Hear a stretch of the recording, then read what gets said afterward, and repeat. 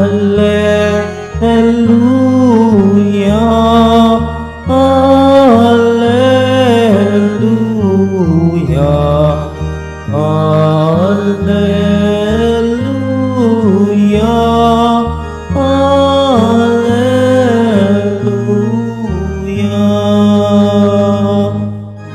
Si Kristo ay nagtagumpay, nalupig ang kamatayan, nagningning ang pagkabuhay. Hallelujah, Hallelujah, Hallelujah, Hallelujah.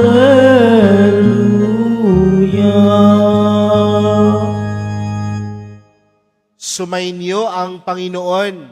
At sumaiyo rin. Ang mabuting balita ng Panginoon ayon kay San Marcos. Papuri sa iyo, Panginoon. Noong panahong iyon, umalis si Jesus at ang kanyang mga alagad at nagpunta sa tabi ng lawa.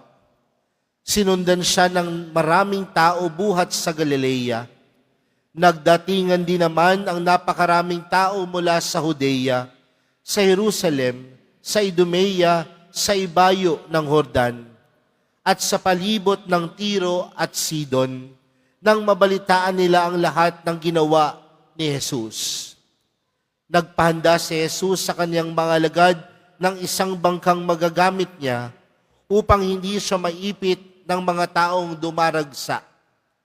Marami na siyang pinagaling, kaya't pinagdumugan siya ng lahat ng may sakit upang mahipo man lamang nila.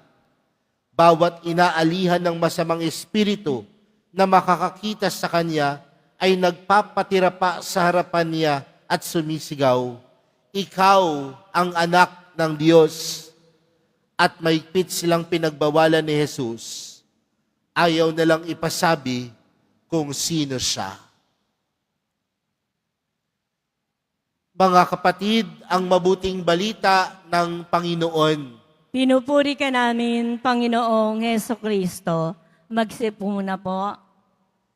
Magandang tanghali po sa inyong lahat. Pwede bang batiin ang katabi ng magandang tanghali? Mga kapatid, tayo pa din ay nasa ikalawang linggo sa karaniwang panahon at patuloy po ang ating pagninilay sa pagmimisyon ni Jesus. At sa pagmimisyon ni Jesus, gumagawa siya ng iba't ibang mga kababalaghan at milagro. Nagpapagaling ng mga may sakit, nagpapalayas ng masamang espiritu, at nung mga panahon na iyon, ang mga tao ay tila paniwalang-paniwala kay Jesus. Tunay na sila'y naniniwala sa kakayanan ni Jesus. Kaya nga mga kapatid, sa ating ebanghelyong napakinggan po natin, makikita po natin si Jesus na sinusundan ng napakaraming tao. At galing po sila sa iba't ibang lugar. Ang mga taong pumupunta kay Jesus ay anong mga klaseng tao? May mga sakit, may mga dinadala, may mga pag-asang gumaling. Lumalapit sila sa Panginoon dahil noong mga panahon na iyon, nakikilala ang Panginoon na gumagawa ng milagro. Di ba ganyan din naman tayo minsan? May mga pagkakataon na pinupuntahan natin ng isang lugar dahil alam natin na yung isang lugar na yon nagkakaloob sa atin ng milagro. Marahil nung panahon din ni Jesus, ganun din po ang pag-iisip ng mga tao. Kaya akong pagalingin ng taong ito. Yung taong ito magkakaloob sa akin ng bagong pag-asa. Ibig sabihin, lalapit ako at susundan ko si Jesus. Ngunit mga kapatid, mapapansin po natin, kahit kilala na si Jesus at hinahangaan po siya ng napakaraming tao, Hindi niya hinanap ang kasikatan. Sa halip, umiwas siya sa sobrang papuri at ipinagbawal pa nga sa masamang espiritu na ipagsigawan kung sino siya. Pinapakita nito na ang misyon ni Jesus ay hindi para sa pansariling pandangal, kundi para sa pagtupad ng kalooban ng Ama at pagliligtas ng tao. Nakita po natin yung dalawang pagtingin.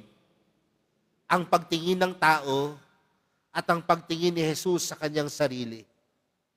Ang pagtingin ng mga taong sumusunod sa kanya, sikat siya, may milagro siya. Pero ang tingin ni Jesus sa kanyang sarili, hindi upang siya ay sumikat, upang siya ay magbigay papuri sa Diyos. Kaya mga kapatid, magandang tanungin natin ang ating sarili. Bakit po ba tayo lumalapit kay Jesus?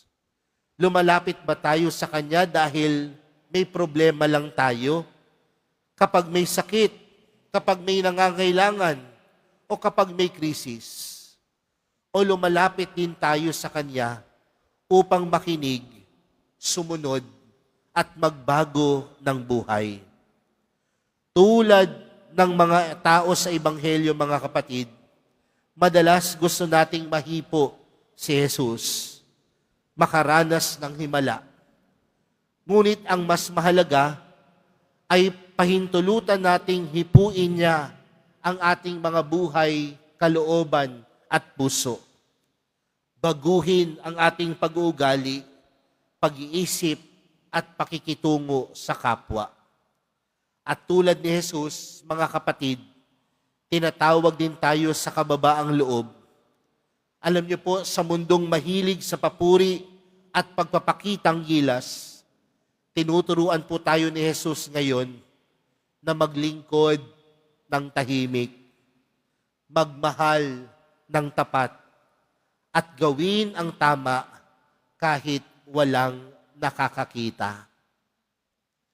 Mga kapatid, kung gusto mong papurian ng iyong sarili, ipalandakan mo ang lahat ng bagay na gusto mong magawa. Pero kung ikaw ay gusto mong magpapuri sa Diyos, gawin mo ang lahat ng bagay ng tahimik, ngunit bukal sa kalooban, at yun ang pagpupuri sa Diyos. Dahil ang pagbibigay papuri sa Diyos, hindi lang yan ipinapangalandakan, ngunit nasa kapakumbabaan ng puso. Mga kapatid, sa araw na ito, lumapit po tayo kay Jesus. Lumapit po tayo sa mahal na pong Jesus Nazareno.